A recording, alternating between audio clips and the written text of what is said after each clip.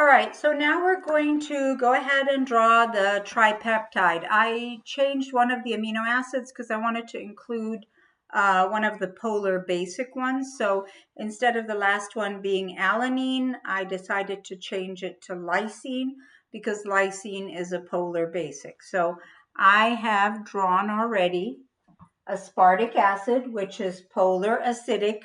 How do I know it's polar acidic? Because I've memorized that aspartic is in the polar acidic category. But also, if you look at its side chain, look, you see a carboxylic acid group. See the carbonyl OH? Carboxylic acid group. So you should be able to recognize that because you've already had organic chemistry and you recognize that this is a carboxylic acid group in the R group in the side chain, so this is polar acidic. Okay, this one over here is cysteine. Remember I told you there were two amino acids that have a sulfur in them. Cysteine is the one that forms the disulfide bond. If I remove this H under oxidation conditions, I'll get another S here. So between one cysteine and another cysteine, you can form a disulfide bond, all right? You have to have two cysteines. They have to be facing each other. Remove this H from this cysteine, remove an H from the other cysteine, boom, you get the two sulfurs bonding, you got that disulfide bond. And remember I told you guys that the more disulfide bonds you have and the more interspersed they are, the curlier your hair is, okay? All right, and then this one over here is the one that I added in. I got rid of alanine and put in lysine. This is polar basic. And how could I tell it's polar basic? Because it has an amine group. Amines are basic because of this lone pair on the nitrogen. It can attract a hydrogen. When it attracts the hydrogen, this becomes positively charged.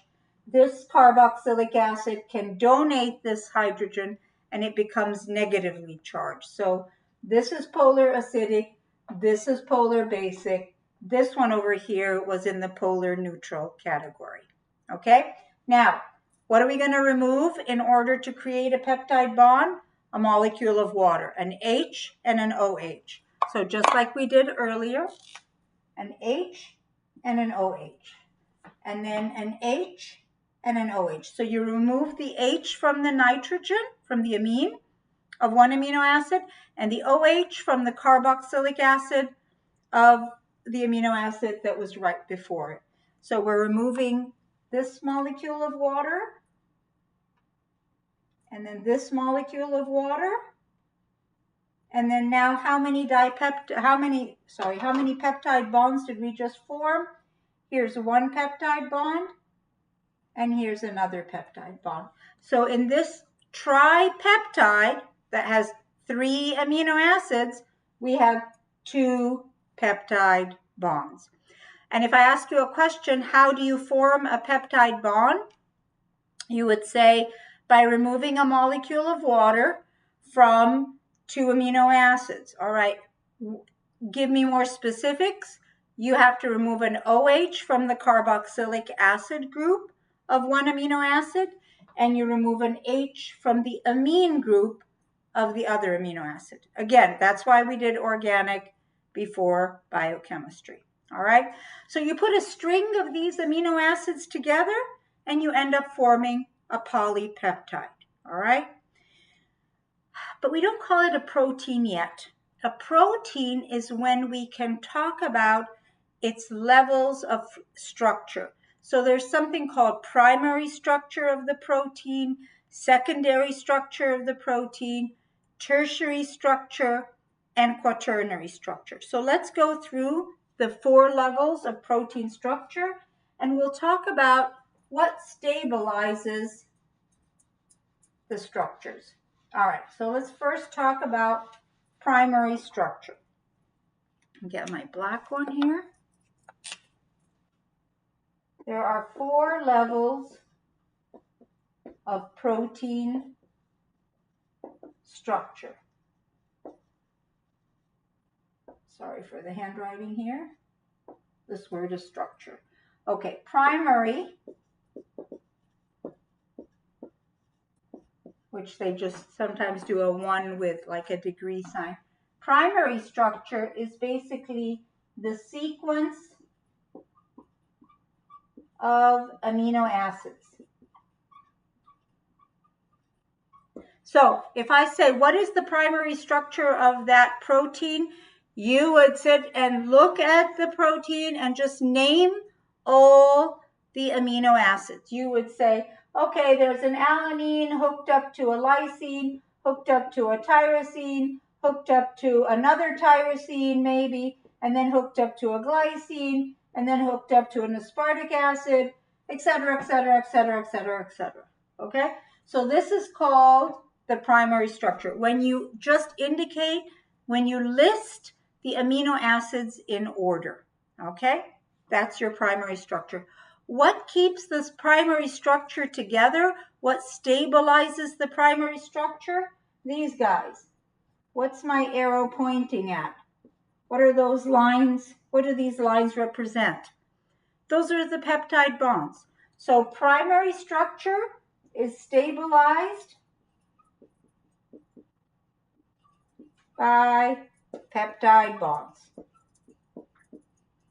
Because if you look at the what you need to know list, it specifically says identify the levels of protein structure, and then for the next one on number 5 it says understand the stabilizing forces of the different levels. Okay, so the first level of protein structure is the primary structure. Primary structure.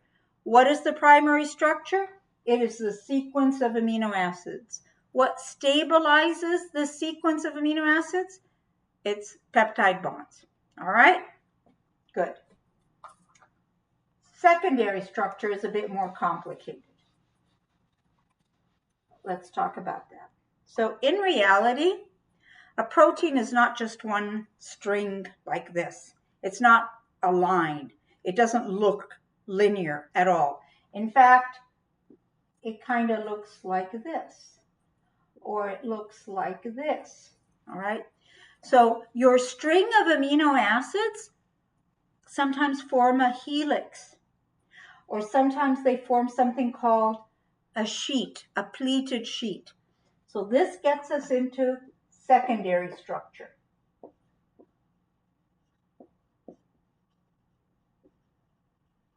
Okay, what is secondary structure? Secondary structure is when your string of amino acids, your polypeptide, forms a coil. They call this an alpha helix. Or it forms sheets, which they call this beta pleated sheets. All right.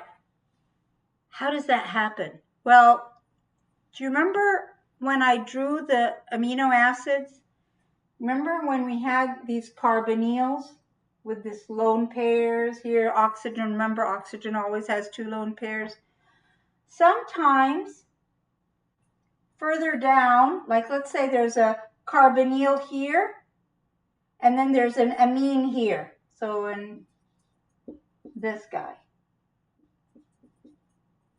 over here. This H, because it's bonded to a nitrogen, is attracted to this lone pair on the oxygen. This is called a hydrogen bond. So hydrogen bonds stabilize secondary structure between the carbonyls and the amines. So you've got, here's an amino acid, here's another amino acid, here's a third amino acid, here's a fourth amino acid, just keeps on going. Usually between number 1 and 3, or between number 1 and 4, you get this attraction between the NH group and the carbonyl. So it's not in the same amino acid, they're further away, and it's not a covalent bond. Remember, covalent bonds are really strong. It's when you share a pair of electrons. It's not a covalent bond. It's an attraction called a hydrogen bond. And if you don't remember your intro chemistry, hydrogen bonds are just intermolecular forces that occur anytime a hydrogen is bonded to an O or an N, and it's attracted to the lone pair of another O or N. These are pretty strong intermolecular forces. Do you remember the intermolecular forces from Intro Chem? There were London forces. Do you remember those? London forces. There was dipole-dipole. Does that ring a bell, guys? And there were hydrogen bonds. Those were the three intermolecular forces. Okay?